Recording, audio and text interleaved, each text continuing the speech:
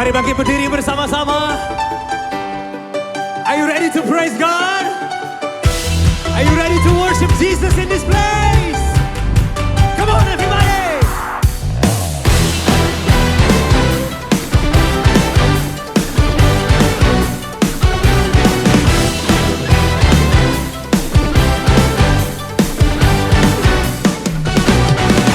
Tuhan Engkau hadir, kuasanya. Haleluya, haleluya, haleluya. Terpujilah Tuhan yang memberkati kita sampai hari ini.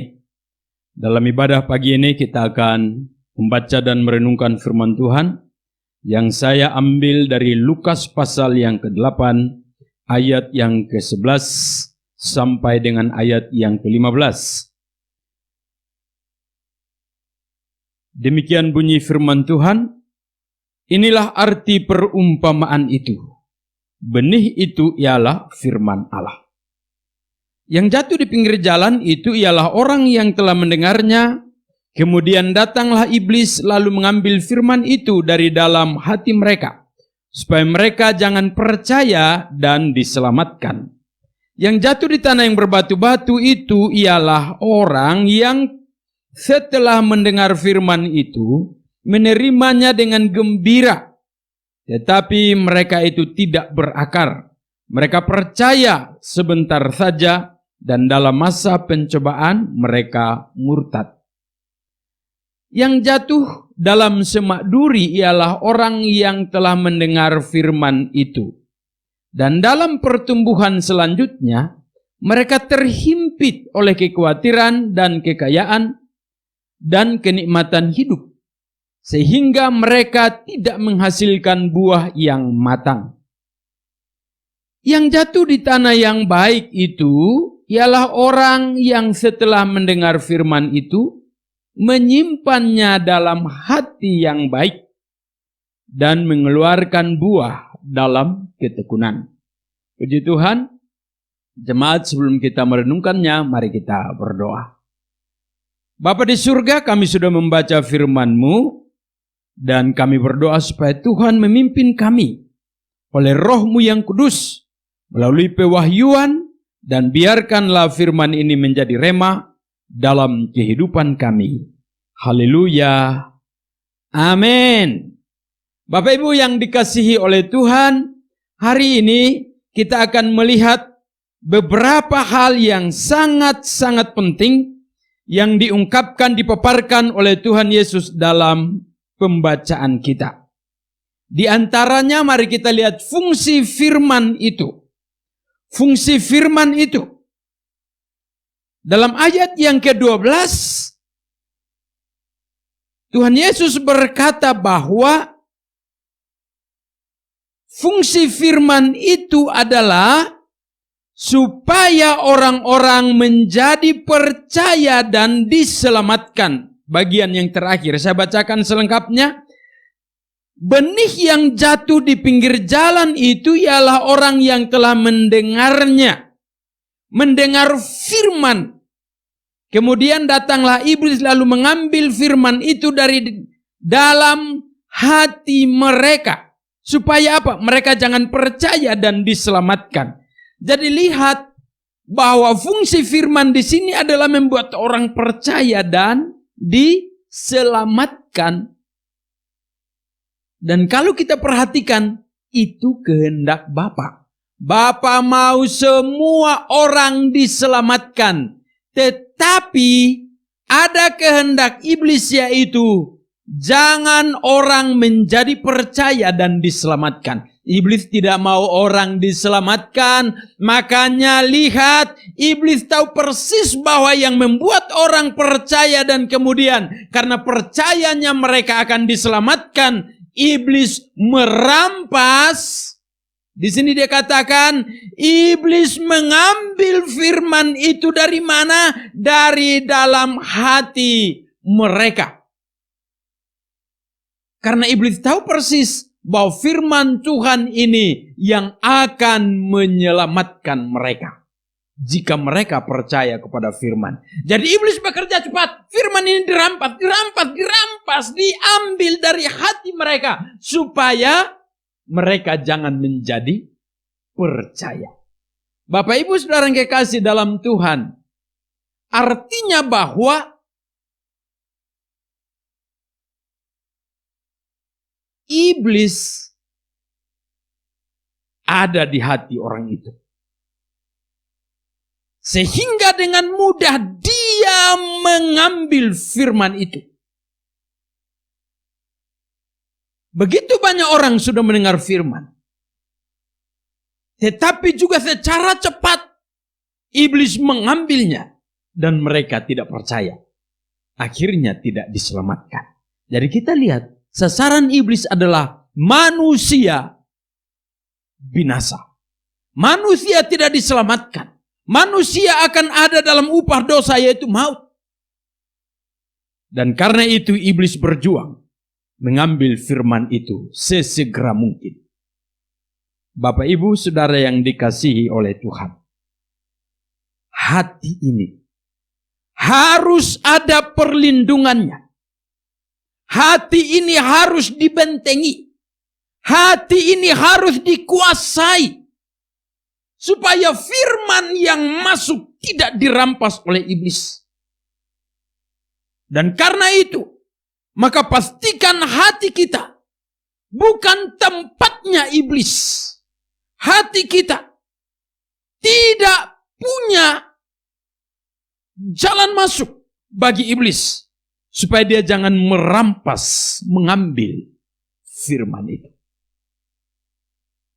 Kalau di hati kita ada setan, ada iblis, maka jelas ketika firman itu didengar, mau disimpan di hati,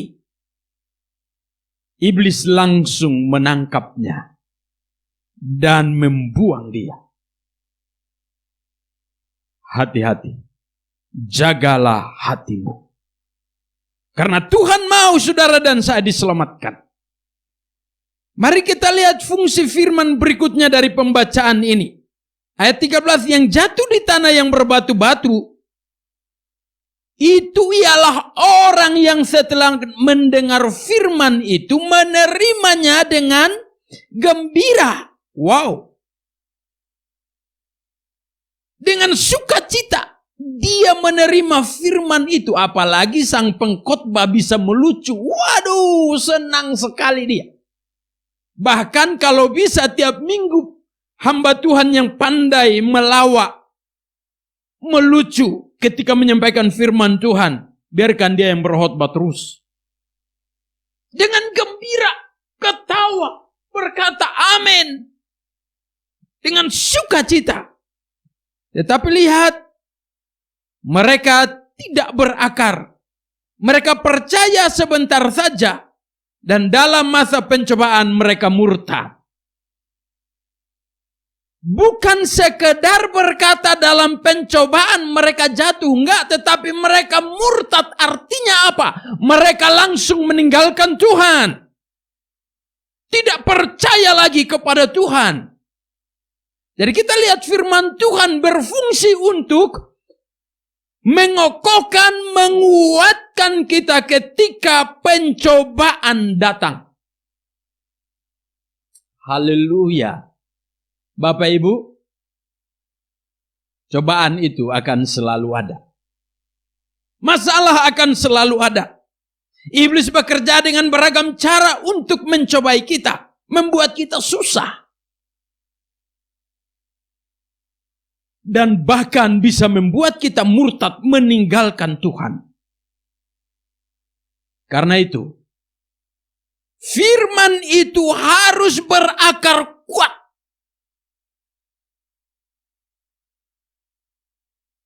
Kokoh.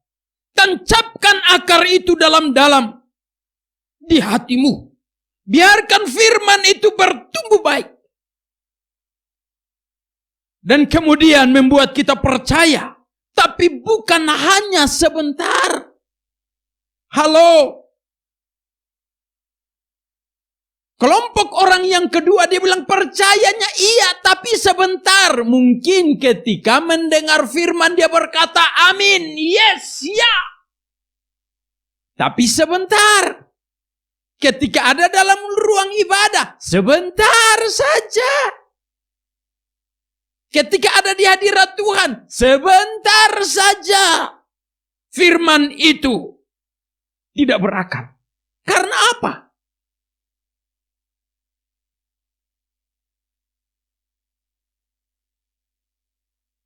Dia ada di atas batu. Firman itu ada di atas batu. Kalau saya katakan dengan letter Lex, saya mau bilang begini. Engkau dan saya kita menerima firman itu dengan gembira ketika kita membaca dan mendengarkannya. Tapi jangan biarkan hati kita bagai batu. Keras. Mendengar firman dengan gembira, tertawa, luar biasa semangat. Tetapi hati yang keras itu membuat firman itu tidak bisa berakar baik. Ketika pencobaan datang, murtad. Karena sebentar saja. Bapak Ibu, mari. Firman yang kita dengar, oke, dengan gembira. Tetapi juga simpanlah di tempat yang paling baik. Biarkan dia berakar. Karena dia akan mengokohkan kita ketika cobaan datang. Firman Tuhan yang akan menguatkan kita, memberikan kita pengharapan, memberikan kita iman yang mapan, memberikan kepada kita kekuatan untuk bisa melawan pencobaan itu. Kalau kita menang terhadap pencobaan, saya mau katakan bahwa murtad itu tidak terjadi. Hari-hari ini, banyak orang seperti yang dikatakan oleh Paulus dalam kitab Timotius. Oh, kalau mendengar firman yang ada dongengnya, ada yang lucu-lucunya, wah luar biasa semangat. Tetapi pencobaan datang sebagai tolak ukur, sebagai batu uji. Apakah firman itu berakar? Disitulah kita akan melihat. Dia tahan, dia tetap bertekun, atau dia lemah, dia loyo, dia tidak kuat. Fungsi firman yang kedua, untuk menguatkan kita menghadapi pencobaan. Si pencoba, yaitu iblis, mencobai kita, tapi kita kuat. Karena apa? Firman itu berakar, kokoh, kuat, dan membuat kita kuat. Yang ketiga, ayat 14, yang jatuh dalam semak duri ialah orang yang telah mendengar firman itu, dan dalam pertumbuhan selanjutnya mereka terhimpit oleh kekhawatiran dan kekayaan dan kenikmatan hidup, sehingga mereka tidak menghasilkan buah yang matang. Firman Tuhan berfungsi untuk kita menghasilkan buah yang matang. Tuhan Yesus berkata dalam Yohanes, tinggallah dalam firman, firmanku dalam kamu, kamu dalam firman, dalam aku. Supaya menghasilkan buah. Dan Tuhan mencari buah yang matang. Menghasilkan buah. Bapak Ibu, apa yang terhimpit di sini? Kalau dalam ayat 14 kita lihat dia mendengar firman itu. Dan ada pertumbuhan. Tetapi bukan firman itu yang terhimpit. Yang terhimpit itu adalah mereka, orang.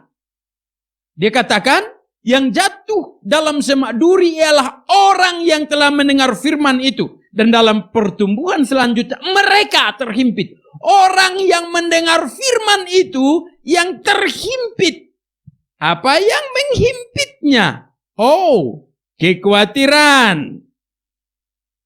Oh, kekayaan. Oh, kenikmatan hidup. 3 hal ini membuat si pendengar firman itu terhimpit tanpa sadar. Kekhawatiran menghimpit dia. Kalau sudah dihimpit oleh kekhawatiran, kekayaan, dan kenikmatan hidup, maka baru dikatakan terhimpit. Disengaja atau tidak disengaja, terhimpit. Baru sadar dia sudah terhimpit. Nah, kalau sudah terhimpit nggak bisa bergerak lagi. Dan bagaimana menghasilkan buah? Kalau kekhawatiran menggerogoti, kalau kekhawatiran menghimpit, maka percaya pun hilang, Pak. Betul, Pak? Kalau kekhawatiran menghimpit, Ibu dengarkan, percayanya hilang, yang ada kecemasan, ketakutan. Terus di mana firman itu? Nah, kalau kekayaan menghimpit, wow.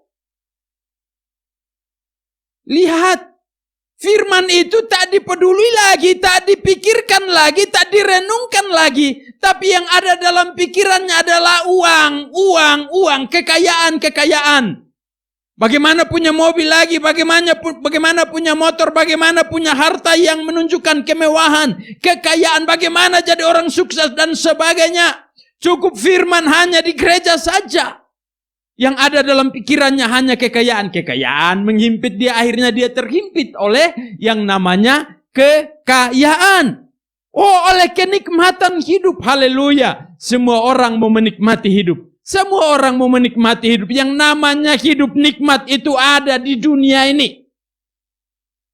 Rasul Yohanes berkata, yang ada di dunia ini apa? Keinginan mata, keinginan daging, keangkuhan hidup. Wow. Ini kenikmatan hidup semua. Yang penting nikmat, happy, enjoy, bersorak-sorai. Oh, kuliner, pergi kemana-mana. Yang penting nikmati hidup. Iya. Kita ada di mana? Hati-hati. Jangan sampai kenikmatan hidup menikmati hidup. Kekhawatiran, kekayaan membuat kita tidak bisa berbuah. Firman itu berfungsi membuat kita berbuah. Berbuah banyak. Berbuah banyak bagi kemuliaan Tuhan.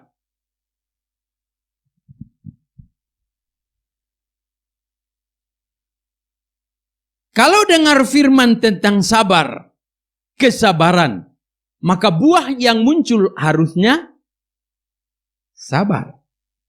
Kalau mendengar firman tentang lemah lembut, maka buah yang muncul adalah lemah lembut. Kalau mendengarkan firman, pergi dan beritakan Injil, bersaksi, ceritakan tentang Yesus, maka buah yang dihasilkan adalah Injil diberitakan, orang diselamatkan. Kalau kita tanam buah mangga, ya yang jelas, dia pohon mangga akan hidup dan kemudian dia menghasilkan buah mangga, nggak pernah buah nangka. Jadi firman apa yang kita dengar hari ini? Firman apa yang kita baca hari ini? Mari biarkan itu bertumbuh. Dan dia menghasilkan buah. Sebagaimana yang kita dengar. Kalau firman itu, kasihilah sesama manusia, mengasihi, maka buahnya adalah kasih. Yang terakhir, yang jatuh di tanah yang baik itu ialah orang yang setelah mendengar firman itu menyimpan dalam hati yang baik. Haleluya. Dan dia akan mengeluarkan buah dalam ketekunan. Sama. Fungsi firman itu adalah membuat kita berbuah-buah bagi Tuhan. Tapi bagaimana berbuah? Lihat, mari kita buat perbandingan. Tanah yang baik. Artinya hati yang baik. Firman itu harus jatuh, tersimpan di hati yang baik. Kalau hatinya jahat, maka jelas firman itu tidak akan menghasilkan apa-apa. Karena dia ada di hati yang jahat. Yang selalu keluar, Tuhan Yesus berkata, yang keluar dari hati yaitu apa yang dalam perkataan, perbuatan. Semua dari hati yang jahat. Kalau hatinya jahat, maka semua yang keluar adalah jahat. Nah, Bapak Ibu Saudara yang kekasih dalam Tuhan, kalau iblis ada di hati kita, kalau hati kita mengeras, kalau hati kita hanya untuk tempat bermainnya kekhawatiran, hanya difokuskan untuk kekayaan dan kenikmatan hidup, maka itu ada dalam kategori hati yang jahat. Dan firman itu tidak bisa berbuah. Maka kita harus membiarkan Roh Kudus mengolah hati kita. Bentuk aku. Membuat hati kita menjadi subur. Di hadirat Tuhanlah semuanya itu terjadi.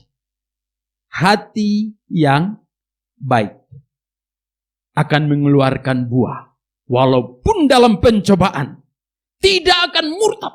Tapi dalam ketekunan dia bilang, menghasilkan buah. Sampai buah itu matang, ketekunannya luar biasa. Kalau saudara punya pohon di rumah, lihat bagaimana pohon itu dipermainkan. Teriknya panas matahari, angin, taufan, badai. Mangga itu tetap di situ sampai akhir buahnya matang. Ketekunan dibutuhkan. Cobaan apapun itu selalu datang. Tapi Tuhan mau kita tekun. Bagaimana ketekunan itu? Bertahan. Apapun yang terjadi, bertahan. Sampai buah itu menjadi matang dan dinikmati. Fungsi firman adalah supaya kita percaya dan diselamatkan. Fungsi firman adalah membuat kita tahan dalam pencobaan dan tidak murtad. Fungsi firman adalah supaya kita berbuah yang banyak bagi Tuhan, bagi kemuliaan namanya. Masihkah saudara merindukan firman Tuhan? Tuhan memberkati kita. Amin. Bapa di surga, berkati umat-Mu yang telah mendengarkan firman Tuhan. Biarlah kami pahami fungsi firman, yaitu supaya kami diselamatkan, supaya kami tahan uji. Apapun bentuk cobaannya, supaya kami menghasilkan buah bagi kemuliaan nama Tuhan. Terkadang kekhawatiran, kekayaan, kenikmatan hidup membuat firman itu terhimpit. Karena kami membiarkan diri kami dihimpit oleh kekhawatiran, kekayaan, dan semua kenikmatan hidup dunia ini.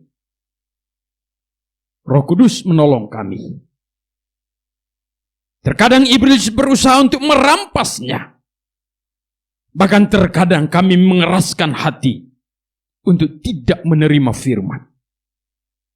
Tuhan tolong kami. Kami rindu hati kami diolah. Terus diolah oleh Roh Kudus. Supaya menjadi subur. Menjadi tanah yang baik. Hati yang baik. Supaya firman itu bertumbuh dan berbuah. Bagi kemuliaan nama Tuhan. Haleluya. Amin. Salam, selamat hari Minggu dan Tuhan memberkati kita.